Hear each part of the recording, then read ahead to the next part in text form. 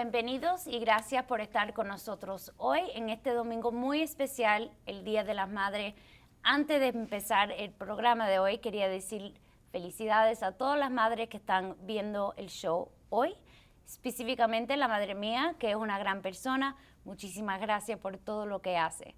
Y hoy vamos a hablar sobre los accidentes, lesiones personales y también el malpráctica de médico. Y con nosotros tenemos el experto y abogado David Sampedro, y con un gran orgullo les presento al señor Sampedro. ¿Cómo estás? Muchísimas gracias por recibirme, Ana.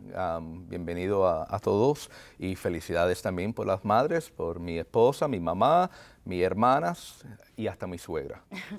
Bueno, gracias por estar con nosotros hoy. Tenemos muchas preguntas sobre este tema, pero antes de empezar, ¿nos puede hablar un poquitico de usted, de dónde eres y por qué decidiste practicar la ley?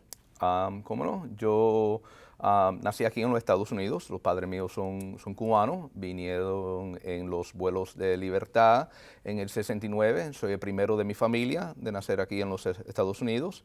Y bueno, desde una edad bastante joven, me interesaba los derechos y leyes, y hasta yo me acuerdo en particular una maestra mía en el sexto grado que le mandó una nota a mi mamá diciendo que yo debo pensar siendo abogado porque nunca me callaba la boca. Mi hermana, que es mayor de la edad mía, no por tanto, como ella le gusta decir, pero es mayor, y ella también estudió derechos, y obviamente por esas razones siempre me interesaba esa rama de leyes. Y siempre me interesaba ayudar a otras personas. Me gustaba la presencia, estar en una corte, de ser los juicios, de la litigación, de los pleitos, y aquí me encuentro ya desde el año 95, estoy practicando, ya son más de 25 años, y estoy con el mismo bufete por casi el mismo tiempo, por 25 años, y practicando leyes por 26 años. ¿Y nos puede hablar un poquitico sobre los casos que usted maneja?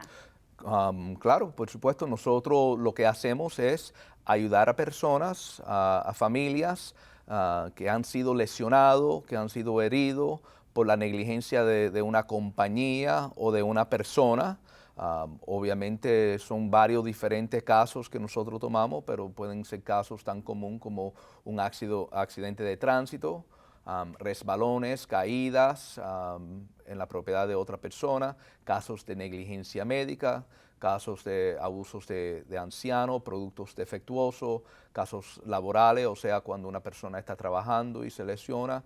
Básicamente, cuando alguien está lesionado, está herido, necesita alguna atención médica y fue por la culpa de otra persona o otra compañía, nosotros estamos ahí para tratar de ayudarlos a ellos, a reconocer los derechos que tienen ellos, a recibir compensación adecuada para ellos, y ojalá una de las otras cosas que hacemos, nada más por todo eso, es hacer nuestra comunidad más seguro para los restos de nosotros. Es una de las cosas que yo en realidad pienso que los abogados hacen, específicamente abogados que practican en la área que hacemos nosotros. ¿Y nos puede hablar un poquitico sobre el típico caso de principio al final? ¿Cómo? Por ejemplo, si yo me caí, estaba manejando, alguien me dio por atrás, ¿qué es el proceso? ¿Deberíamos saber algo sobre el tiempo que nosotros tenemos que fallar algo? ¿Nos puede hablar un Sí, poquito sobre el todos los proceso? casos son un poquito diferentes, o sea, estás hablando sobre el tiempo que uno tiene para presentar la reclamación, y es diferente por casos de accidente de tránsito, por casos de negligencia médica, pero vamos a hablar, usted mencionó un accidente de tránsito, que es algo que pasa en nuestra comunidad, obviamente, muy a menudo, y es una de las llamadas que nosotros recibimos muy frecuente. Y siempre, no importa si es un accidente de tránsito o si es una resbalón y caída, una de las cosas más importantes es documentar el incidente. O sea, si uno tiene un accidente de tránsito, la primera cosa que obviamente debe hacer es llamar a la policía. Yo entiendo que eso es algo bastante fácil, tiene un sentido común, pero la realidad es que algunas personas se ponen nerviosas, empiezan a hablar con una persona, dicen que van a tratar de llegar a un acuerdo entre uno y el otro, y entonces, bueno, cuando lo tratas de llamar una semana después, 10 días después, no te contestan las llamadas, etcétera. Por esa razón, muy importante llamar a la policía para que vengan. Obviamente mover los carros, uno quiere evitar teniendo algún segundo accidente. Eso desafortunadamente también pasa en vez en cuando. Tomar fotografías de las escenas, del daño del carro, de cualquier lesiones que uno ha sufrido. Y de ahí, bueno, la situación es un poquito diferente. Por ejemplo, en un caso de negligencia médica, la mayoría de las personas no saben, pero hay una ley que está requisada por todos los dueños de automóviles en la Florida, que se llama, en inglés le dicen Personal Injury Protection o PIP. Algunas veces le dicen no fault, y no fault es no culpa.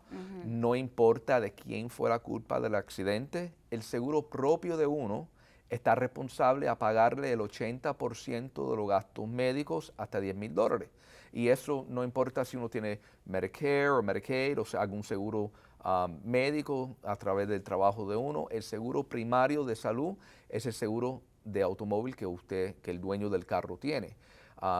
Eso, aunque que está requisado por ley, muchas personas no saben eso, y es una de las razones que hablan con un abogado para tratar de asesorarlo y orientarlo a los derechos que tienen y para que no pierdan esos beneficios. ¿Y qué pasa si la otra persona que tiene la culpa no tiene seguro? Bueno, es algo que se presenta en vez en cuando, y por eso es muy importante que uno mismo se protege de las personas que en la sur de la Florida desafortunadamente se pasa con mucha frecuencia, que hay personas que no son responsables y están manejando sin seguro. Hay dos seguros que uno debe considerar a comprar.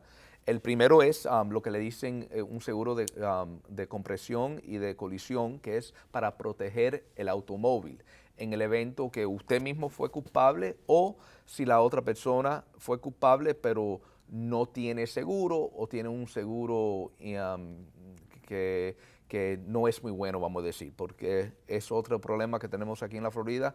Para cumplir con la ley, hay muchas personas que compran un seguro que no tiene la mejor reputación, vamos a decir, y que no cumple con sus obligaciones. El otro seguro que personas deben considerar de comprar es algo que le dicen uninsured motorist, que te protege en el evento que usted se lesiona por la negligencia de otra persona, y esa persona o no tiene un seguro o tiene un seguro que es muy insignificante para cubrir los daños que uno ha sufrido. Ok. ¿Nos puede hablar un poquitico sobre la negligencia de los doctores o malpráctica de ¿Cómo no? medicina y ese ¿Cómo tipo de no? casos? ¿Cómo no? ¿Cómo no? Esos casos son bastante complicados, los casos de negligencia médica, y hay un grupo de leyes, un estatuto específicamente que se dedica a eso y pone ciertas obligaciones en el demandante, la persona que está haciendo la reclamación, y ponen muchas restricciones. Por ejemplo, hablamos de los casos de negligencia automovilística, y el periodo de tiempo que uno tiene para traer un caso son 4 años. En un caso de negligencia médica nada más son 2 años. Además de eso, antes de presentar un caso de negligencia médica, el demandante tiene una responsabilidad a conseguir un juramento por escrito de otro profesional de salud. Y uso esa frase porque es una frase legal que tiene una definición en los estatutos.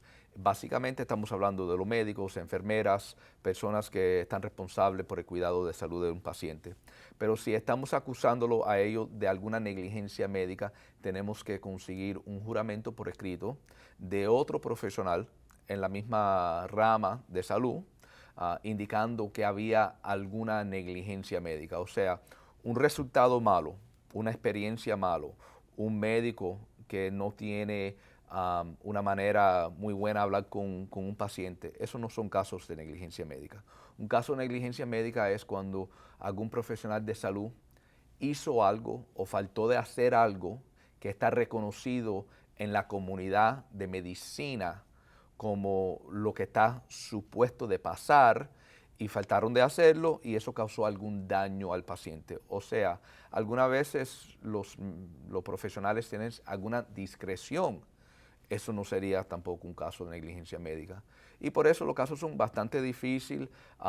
Necesitamos típicamente para evaluar esos casos el expediente médico completo del paciente, no nada más de los acusados, pero también quizás de algún médico que uno fue a ver después por el resultado de la negligencia. Y nosotros tomamos un tiempo para evaluar eso. Tenemos una enfermera que nos ayuda con eso y después si decidimos que pensamos que es un caso, bueno, entonces salimos a la comunidad a tratar de buscar a algún profesional de salud que nos va a indicar si había negligencia médica y si están dispuestos a firmar el juramento. Siempre es mejor si uno sigue recibiendo algún tratamiento médico con otro médico, que ese médico sea el experto, vamos a decir, el que firma el juramento, pero si no, nosotros tenemos la oportunidad a salir a la comunidad a tratar de encontrarlo. No es algo fácil, pero por eso no hay muchos abogados que hacen casos de negligencia médica. Sí, y tengo muchas preguntas sobre eso, pero antes quería preguntarle, porque mencionaste que el tiempo para traer un pleito o algo de eso es 2 años. Correcto. ¿Es 2 años de que pasó la lesión o es el 2 años? Porque vamos a suponer que no sabía que algo estaba mal y entonces me pasa 2 años y entonces tengo problemas. ¿Qué pasa en ese tipo de casos? Una buena pregunta, y se ve que usted ha estudiado leyes, pero sí, son 2 años de la fecha que la negligencia sucedió o que uno descubrió que la negligencia sucedió, pero no pueden ser más de 4 años de la fecha que sucedió la negligencia. Le voy a dar un ejemplo bastante fácil. Vamos a decir que uno tuvo alguna cirugía y durante la cirugía dejaron, los médicos o las enfermeras dejaron algún instrumento que obviamente usaron en la cirugía adentro del cuerpo. Y uno tiene una molestia, vamos a decir, en la cintura y no sabe por qué. Y 4 años al día después de la cirugía, al fin hacen alguna radiografía, algunas placas. Y ahí en los exámenes diagnósticos sale que hay algo en el cuerpo que no está supuesto estar ahí. Y uno dice, bueno, la única cosa que hice fue una cirugía hace 4 años y un día. Obviamente, negligencia, dejaron el instrumento, pero ya pasaron los 4 años de la fecha. Si eso hubiera sucedido, vamos a decir, 1 año después del accidente o después de la cirugía, vamos a decir que descubrieron, bueno, entonces tendría uno 2 años de la fecha que descubrió el objeto adentro de ellos mismos, porque nada más serían al final 3 años y ahí está bien. ¿Y eso pasa? Oh, sí, pasa. Oh my gosh. Eso sí pasa. No tanto y quiero decir que la gran mayoría de los médicos obviamente están haciendo un trabajo excelente, están cuidando a sus pacientes, pero desafortunadamente por varias razones, o sea, porque las pólizas de los hospitales para apurar médicos o por los seguros médicos que quieren que los médicos apuren el tratamiento, desafortunadamente errores pasan. Y eso sí pasa durante las cirugías, le repito, no tanto porque me imagino que son millones de cirugías que pasan, pero sí le voy a decir que más de 60,000 personas fallecen al año debido de algún error de medicina, vamos a decir. No nada más de negligencia de médicos, pero quizás de alguna póliza de un hospital, de una enfermera, pero debido de algún error. Por ejemplo, yo acabo de tener una situación donde le dieron un medicamento incorrecto a un paciente porque era de la persona que estaba en el mismo cuarto de él. Y es increíble para mí que eso todavía puede pasar porque obviamente uno mismo está en el hospital o está con algún miembro de la familia y típicamente entran y te preguntan el nombre suyo 4 o 5 veces y uno hasta algunas veces se molesta diciendo, quieren verificar cuál es el nombre suyo, la fecha de nacimiento, por qué usted está aquí, etcétera. Pero aunque que el hospital tuvo todas esas pólizas en lugar para tratar de prevenir el error, todavía sucedió. A lo mejor la enfermera estaba apurada ese día, no tenía un día bueno, no estaba enfocada, pero desafortunadamente le dio un medicamento incorrecto a un paciente y él falleció debido de eso. Wow, qué horror. Sí, Horror. sí. Vamos a usar ese ejemplo por mi pregunta que sigue.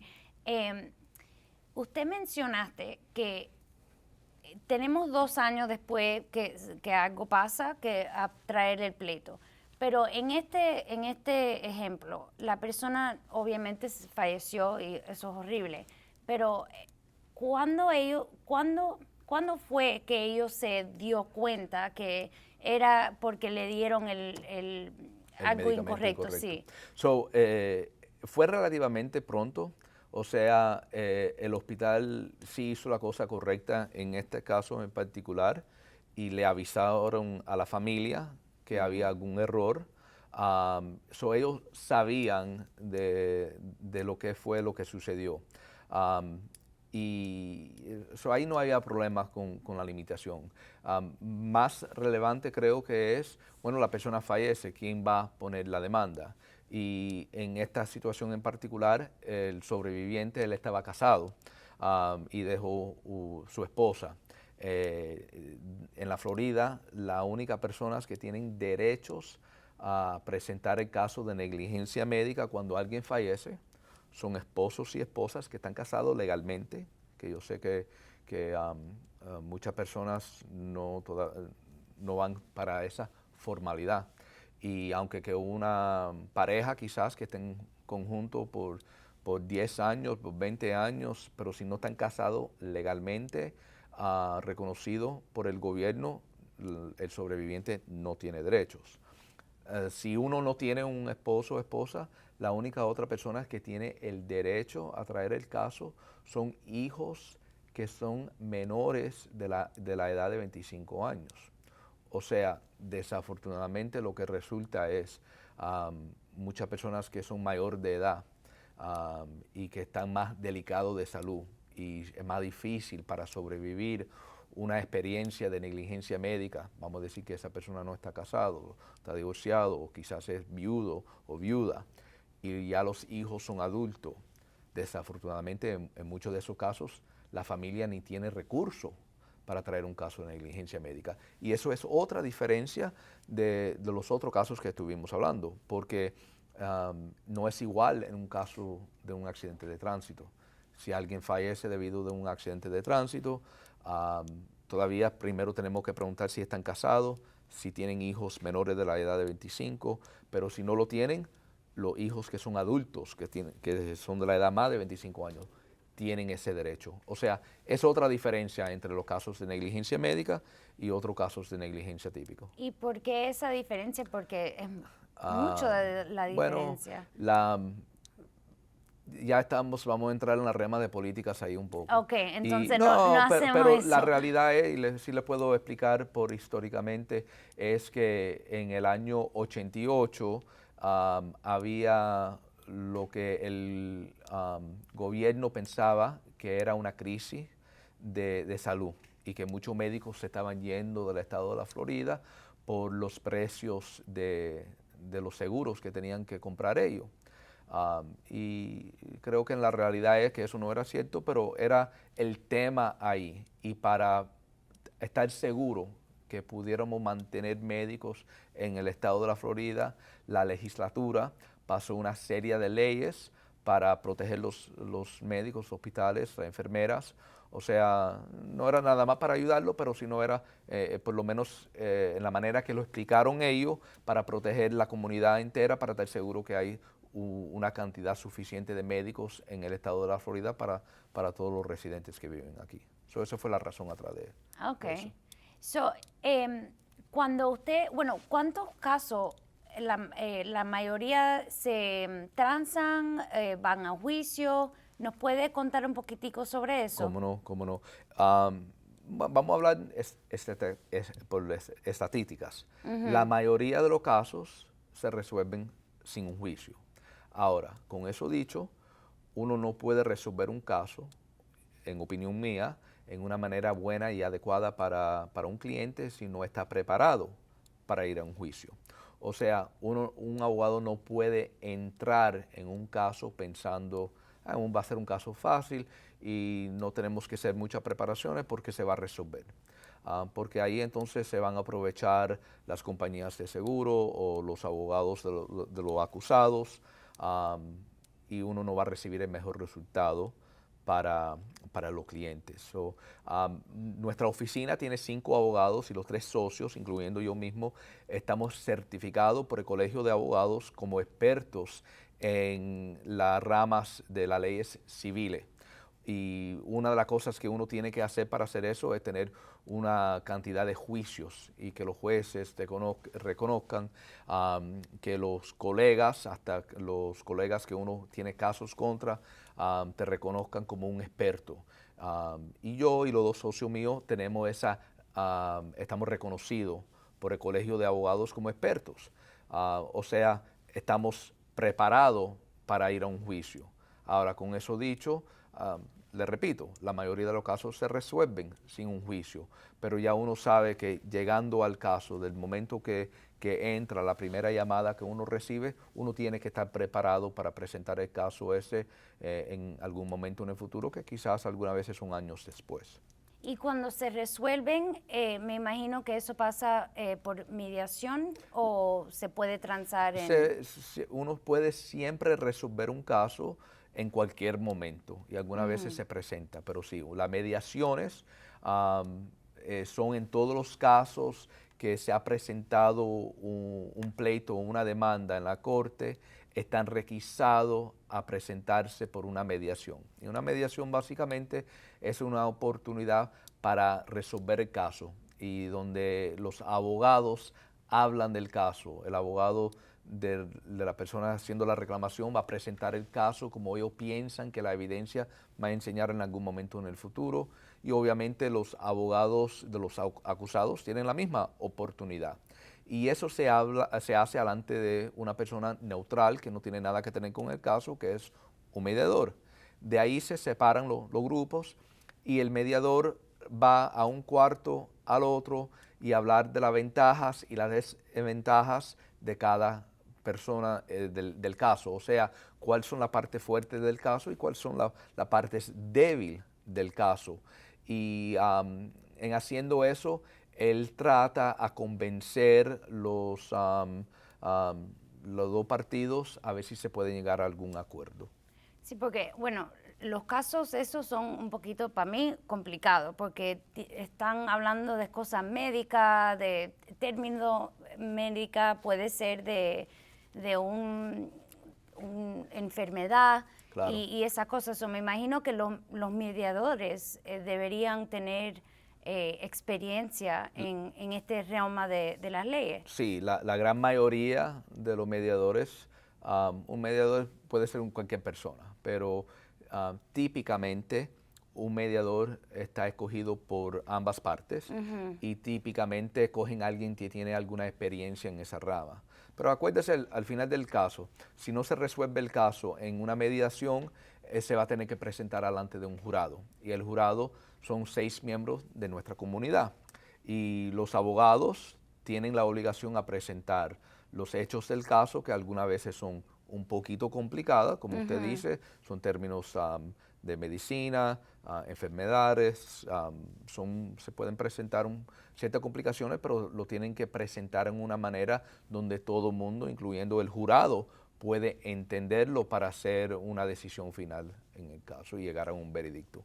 Y en los juicios, esos doctores que usted mencionó al principio del programa, ¿ellos van a testificar? ¿Cómo? Sí, ellos son expertos designados y obviamente igual que los demandantes van a conseguir un experto, bueno, los acusados también consiguen sus expertos que obviamente van a llegar a una opinión o una conclusión diferente, y ahí es donde es lo que el jurado tiene que decidir. Si va a ir con lo que está diciendo el demandante o lo que va a decir lo que está diciendo los acusados, los médicos, el hospital, las enfermeras, etcétera, en un asunto de negligencia médica. Y también no es solamente el testimonio, pero me imagino que hay reportes y deposiciones y la preparación para juicio. Correcto, correcto. O sea, el expediente médico, declaraciones juradas, como usted dijo, algunas veces hay fotografías, radiografías. Tengo un caso ahora mismo donde nosotros pensamos que un radiólogo faltó de diagnosticar un tumor del seno de un paciente, y en ese caso, obviamente, una de las evidencias va a ser las imágenes ahí, la mamografía que hicieron, pero yo lo miro, usted lo mira, el jurado lo mira y no sabes lo que estamos mirando. Y necesitamos un experto para explicar qué es lo que estamos mirando y tratar que ellos entiendan al final del día de qué se pertenece el caso. Bueno, ya se nos está acabando el tiempo. Muchísimas gracias por estar con nosotros. No sé si tiene alguna última palabra para nuestros televidentes. Sí, cómo no. Cualquier cosa se pueden comunicar conmigo. David San Pedro, me parece que el teléfono está en la pantalla, el 305-662-6178. Pueden encontrar el nombre mío en el web, obviamente. La página de web de nosotros es www.pantherlaw.com, y con mucho gusto le puedo contestar cualquier pregunta, cualquier duda, inquietud que usted o algún miembro de su familia tenga. Bueno, muchísimas gracias Ana, por muchísimas estar gracias con a usted nosotros. y felicidades de nuevo a todas las madres. Ay, gracias. Y a ustedes hasta la próxima semana.